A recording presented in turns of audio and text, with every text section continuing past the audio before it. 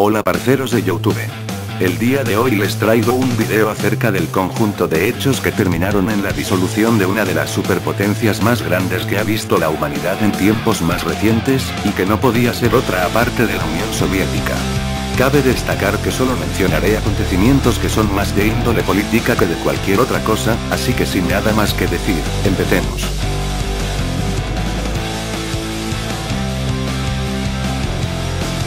La disolución de la Unión Soviética consistió en la desintegración de las estructuras políticas federales y el gobierno central de la Unión de Repúblicas Socialistas Soviéticas, abreviado como URSS, que culminó en la independencia de las 15 repúblicas de la Unión Soviética entre el 11 de marzo de 1990 y el 25 de diciembre de 1991.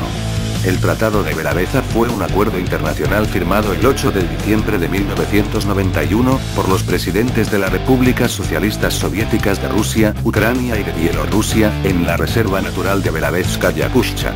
La firma del tratado fue comunicada por teléfono al presidente de la Unión Soviética Mikhail Gorbachev por Stanislav Shushkevich,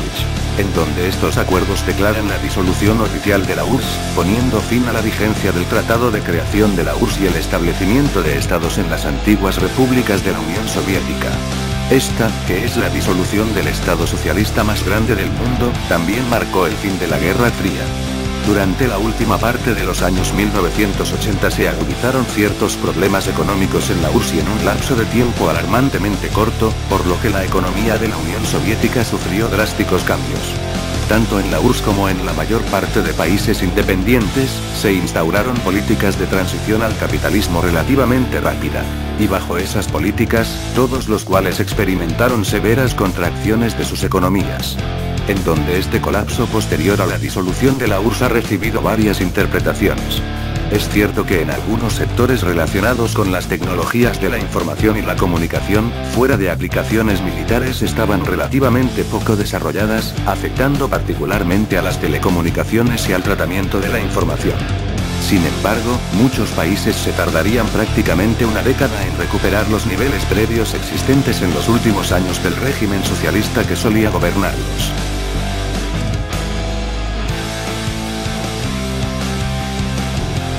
Con el fin de dejar de lado el estancamiento de la economía soviética, el líder soviético Gorbachev inició un proceso de apertura política, conocido como glasnost, y reestructuración económica, perestroika, en el que había sido un estado totalitario unipartidista.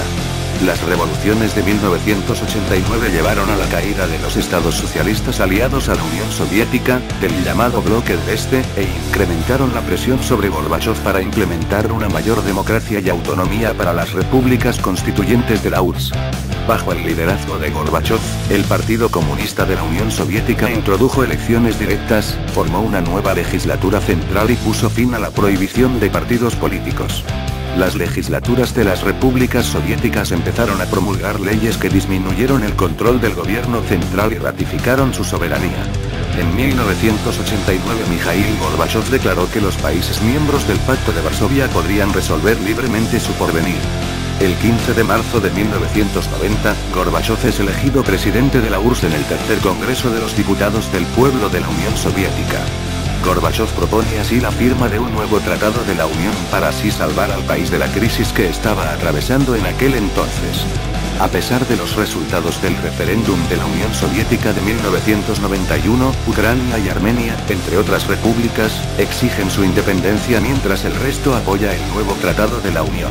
El 11 de julio de 1990, durante la celebración del 28º Congreso del Partido Comunista de la Unión Soviética, Boris Yeltsin anuncia su baja en el Partido Comunista de la Unión Soviética.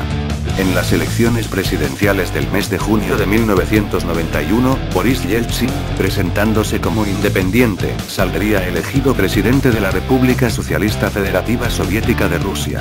El 12 de junio de 1990, el Congreso de los Diputados del Pueblo de Rusia aprobó la declaración de soberanía estatal de este ente sociopolítico.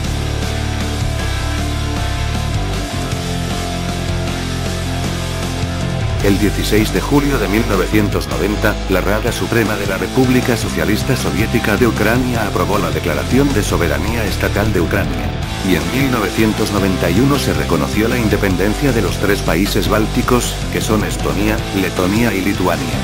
Las crecientes reformas políticas llevaron a un grupo de miembros del gobierno y el Comité de Seguridad del Estado, KGB, encabezado entonces por Vladimir Koyutskov, intentar un golpe de Estado para derrocar a Gorbachov, el entonces presidente de la Unión Soviética, y volver a establecer un régimen central autoritario en agosto de 1991.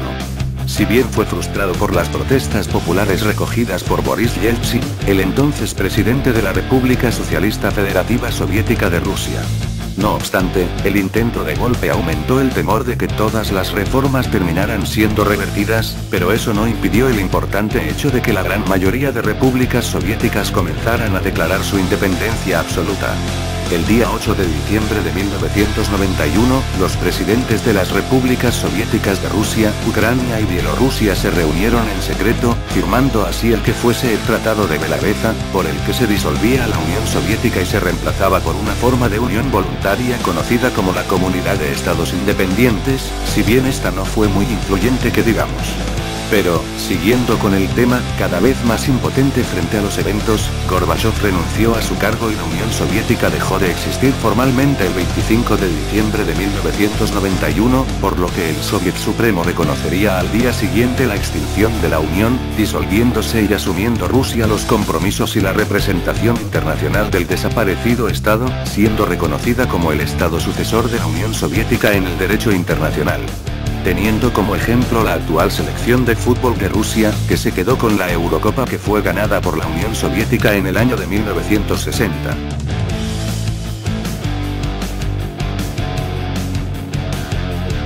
Por otro lado, la desintegración de la Unión Soviética está claramente relacionada con el contexto surgido tras el fin de la Guerra Fría y la disolución de otros países del bloque oriental, como la disolución de Yugoslavia y la de Checoslovaquia.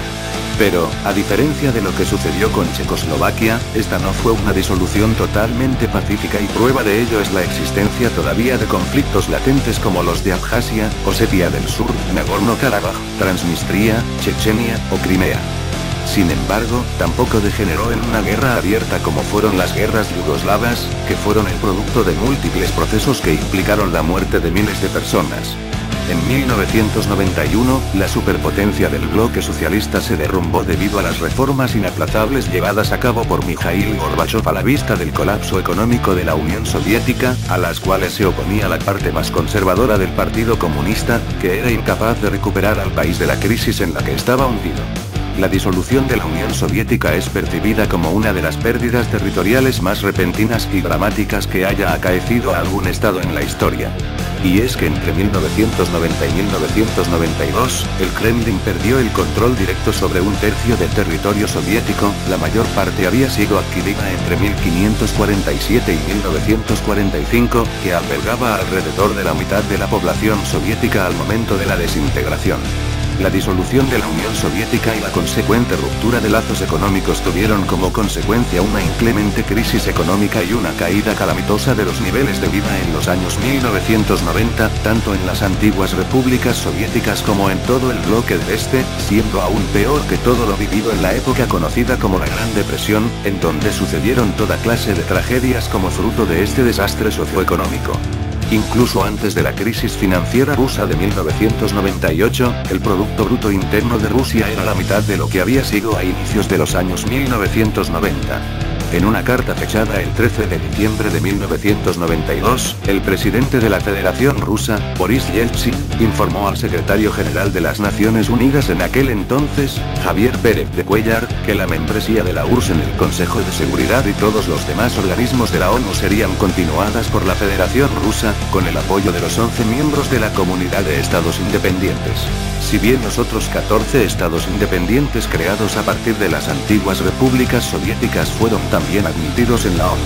las repúblicas socialistas soviéticas de Bielorrusia y de Ucrania ya se habían unido a las Naciones Unidas como miembros originales el 24 de octubre de 1945, junto con la URSS. Estonia, Letonia y Lituania fueron admitidos en la ONU el 17 de septiembre de 1991, mientras que Armenia, Azerbaiyán, Kazajistán, Kirguistán, Moldavia, Tayikistán, Turkmenistán y Uzbekistán fueron admitidos el 2 de marzo de 1992, siendo la última Georgia, al ser admitida el 31 de julio de 1992. Bueno gente, esto ha sido todo lo que quería ofrecerles por el día de hoy. Si te gustó, puedes dejar un pulgar arriba y una suscripción, en caso de que quieras ver más videos como este. No olvides compartir este video. Hasta la próxima.